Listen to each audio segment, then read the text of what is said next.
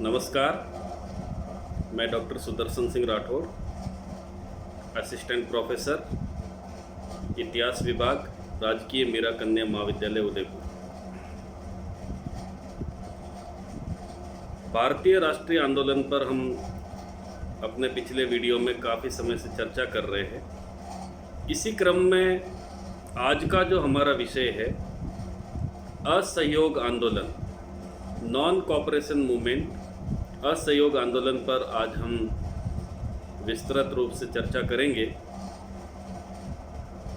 गांधी जी के भारत आगमन के बाद में जब चंपारण में उन्होंने प्रथम सफल प्रयोग किया और चंपारण के किसानों को गांधी जी के प्रयोग के कारण काफ़ी राहत मिली और ब्रिटिश सरकार को उसके सामने झुकना पड़ा। उसके बाद में लगातार खेड़ा का सत्याग्रह हुआ और अहमदाबाद में मील मजदूरों के का जो आंदोलन था उसको गांधी जी ने सहयोग दिया। तो ये 1917-18 के अंदर गांधी जी के जो कार्य रहे और इन कार्यों में सफलतापूर्वक उनका जो नेतृत्व रहा और उसके कारण गांधी जी को अब भारतीय राष्ट्रीय कांग्रेस की कमान संभालने के लिए आग्रह किया गया। इसीलिए 1919 के बाद का जो समय है उसको हम गांधीवादी युग के नाम से जानते हैं। भारतीय राष्ट्रीय आंदोलन का तीसरा चरण जब गांधी जी के नेतृत्व में आंदोलन चला, तो ये जो समय था, जैसा कि हमने पिछले वीडियो में भी चर्चा की है कि जब प्रथम विश्व युद्ध की समाप्ति हुई और इस समय में रॉलेट एक्ट का विरोध भारत में चल रहा था और ऐसे ही समय में जलियांवाला बाग वाला एक भीषण जो है वो हत्याकांड ब्रिटिश सरकार के द्वारा करवाया गया। तो ये सारा का सारा जो आक्रोश था वो भारतीयों के मन में था और गांधी जी ने इस आक्रोश को समझा। इसके साथ ही जो खलीफा के प्रश्न पर तुर्की का विभाजन किया गया, तुर्की के सुल्तान को गिरफ्तार कर लिया गया और उसी के आधार पर खिलाफत आंदोलन मुस्लिमों के द्वारा छेड़ने के लिए रणनीति बनाई गई। तो इन सब के बीच में गांधी जी ने, जब गांधी जी को कहा गया कि अब भारतीय राष्ट्रीय कांग्रेस का नेतृत्व आप कीजिए, तो ऐसे समय में जब 1920 का कलकत्ता का अधिवेशन हुआ, तो भारतीय राष्ट्रीय कांग्रेस के कलकत्ता के अधिवेशन में जिसकी अध्यक्षता स्वयं लाला लाजपत राय के द्वारा की गई थी, उस अधिवेशन के अंदर गांधी जी ने एक बड़ा आंदोलन असहयोग आंदोलन के रूप में छेड़ने की बात की और रणनीति के रूप में गांधी जी ने ये कहा कि इस असहयोग आंदोलन में हम पूर्ण रूप से ब्रिटिश सरकार का असहयोग करेंगे सभी मामलों में, जब तक वो खलीफा के प्रश्न पर मुस्लिमों की बात को स्वीकार नहीं कर ले, जब तक कि वो भारत में संवैधानिक तंत्र स्थापित करने की बात स्वीकार नहीं कर ले और जब तक कि वो अब भारत की स्वाधीनता के लिए कोई बात स्वीकार नहीं कर ले, हम पूर्ण रूप से उनका प्रत्येक मोर्चे पर असहयोग करेंगे। तो असहयोग आंदोलन की एक रूपरेखा गांधी जी ने प्रस्तुत की और उन्होंने कहा कि यह आंदोलन जो है वो, जिसमें हम दो प्रकार की मुख्य विचारधाराओं के साथ में चलेंगे। एक जो विचारधारा है जिसको सकारात्मक पक्ष कहेंगे और दूसरे को हम नकारात्मक पक्ष में लेंगे। तो इस तरीके से एक जो नीति थी जिसको हम रचनात्मक कार्य के अंदर लगाएंगे, जिसको सकारात्मक पक्ष कहेंगे, और दूसरी जो नीति थी जिसको हम विध्वंसात्मक कार्य, ब्रिटिश सरकार का हर मोर्चे पर विरोध और बहिष्कार करके, तो उस कार्य को लेकर के हम चलेंगे। और ये जो प्रस्ताव था वो कलकत्ता के अधिवेशन में आया, परंतु उस समय में प्रमुख राष्ट्रवादी नेता थे, उनका ये मानना था कि ब्रिटिश सरकार के अंदर रह करके ही हम संवैधानिक जो है तंत्र है उसकी मांग कर सकते हैं। तो ऐसे समय में कुछ नेता थे जिसमें सुरेंद्रनाथ बनर्जी का भी नाम ले सकते हैं, अन्य भी शीर्ष नेतृत्व के नेता थे, वो भी ये चाहते थे कि इस प्रकार से अभी असहयोग आंदोलन छेड़ने से भारतीय जो राष्ट्रीय आंदोलन है उसकी गति में अवरोध आ सकता है। लेकिन उसके बाद में जब 1920 के अंदर अगला जो अधिवेशन हुआ, नागपुर का अधिवेशन, उस नागपुर के अधिवेशन में गांधी जी के असहयोग आंदोलन को छेड़ने की बात को स्वीकार कर लिया गया। उस आंदोलन के अंदर CR दास के द्वारा असहयोग का प्रस्ताव रखा गया और लाला लाजपत राय के द्वारा उस प्रस्ताव का अनुमोदन किया गया।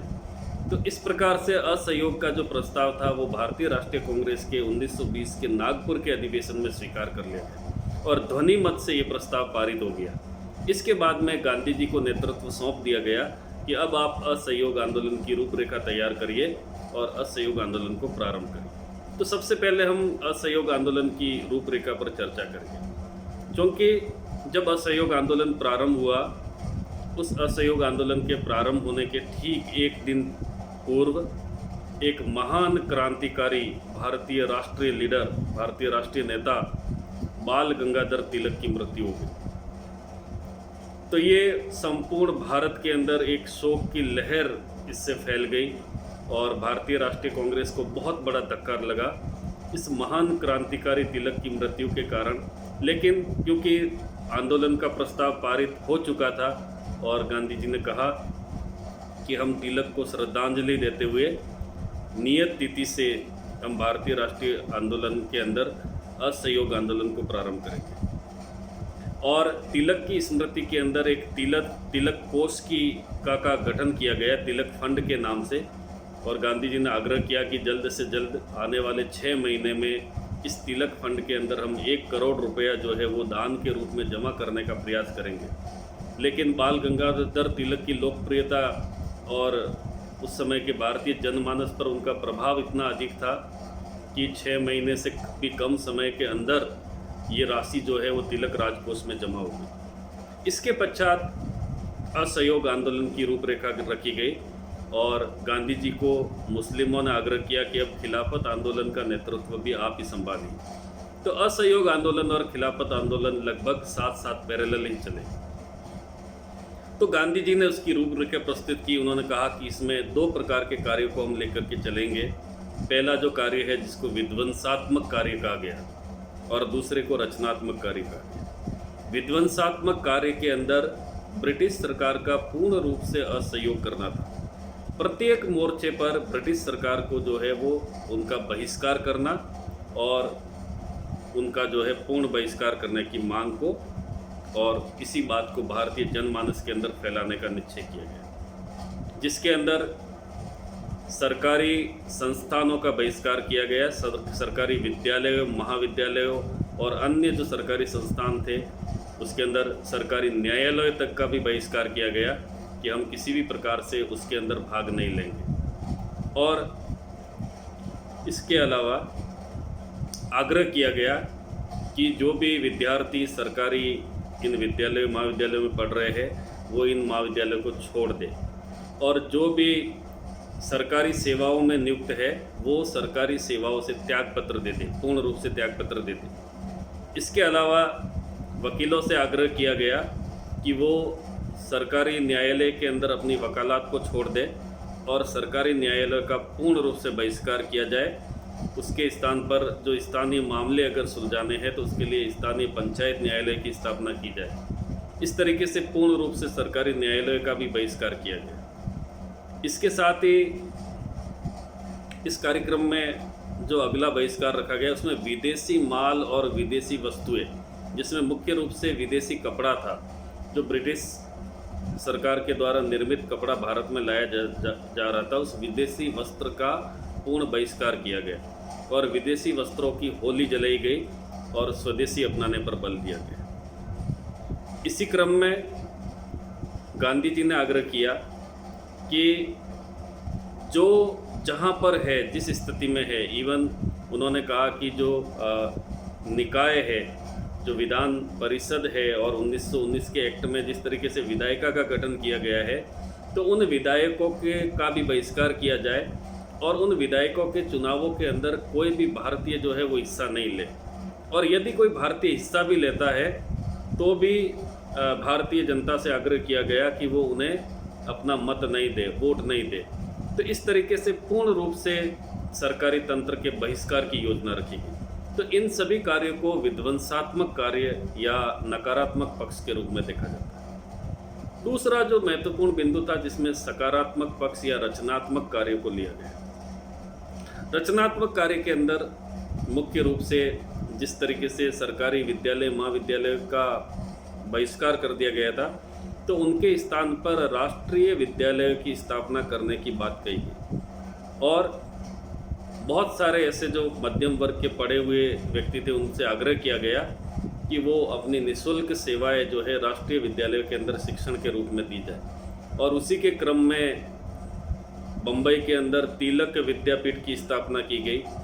इसी तरीके से जैसे महाराष्ट्र में तिलक विद्यापीठ के नाम से, बिहार में बिहार विद्यापीठ के नाम से,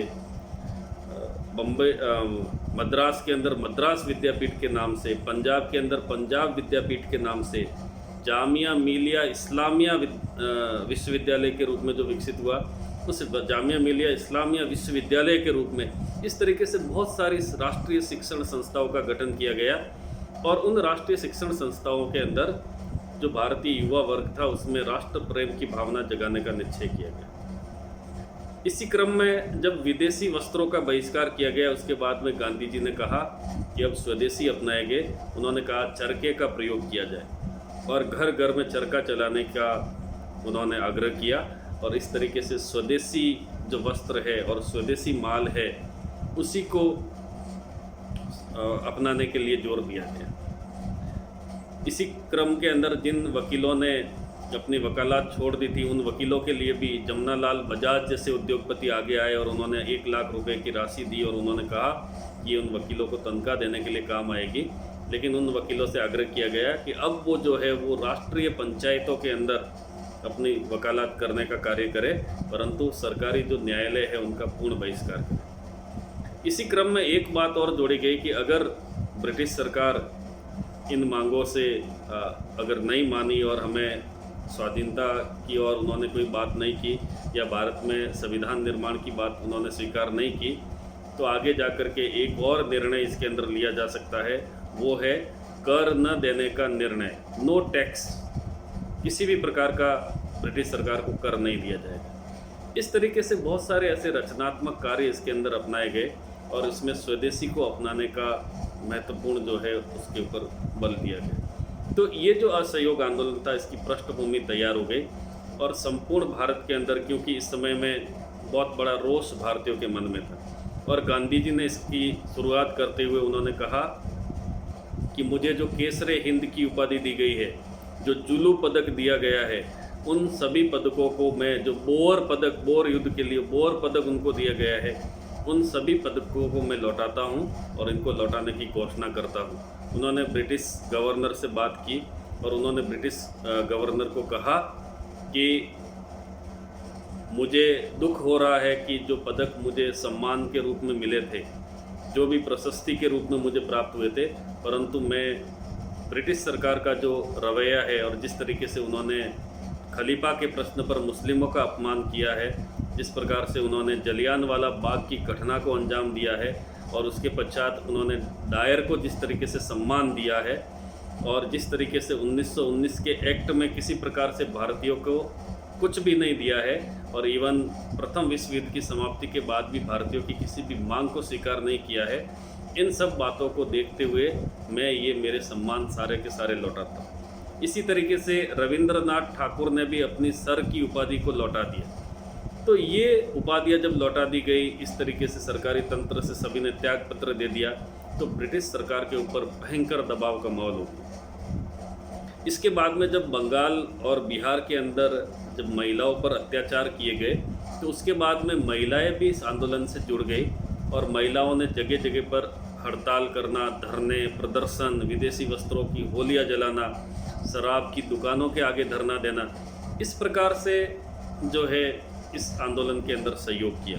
तो असहयोग आंदोलन में किसान, मजदूर, महिलाएं, आम नागरिक से लेकर के सभी भारतीयों ने बढ़ चढ़ करके हिस्सा लिया और ब्रिटिश सरकार का प्रत्येक स्थान पर असहयोग करने की नीति अपनाई गई। इसमें गांधी जी ने सत्याग्रह का नारा दिया और गांधी जी ने कहा कि आंदोलन अहिंसात्मक तरीके से चलना चाहिए और हम ध्यान रखेंगे कि हम शांतिपूर्ण तरीके से ब्रिटिश सरकार का विरोध करेंगे। इस प्रकार से यह असहयोग आंदोलन संपूर्ण भारत में फैल गया।